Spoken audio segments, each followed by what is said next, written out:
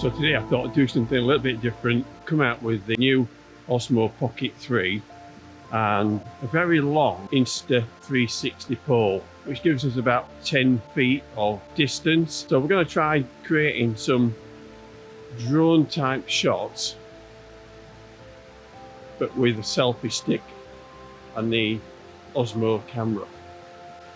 The idea of this is that if I'm in a situation where I need to shoot some silent drone type shots when I'm working with a bigger crew and they don't want the buzzing of the drone, this might just give us a chance to get a different view,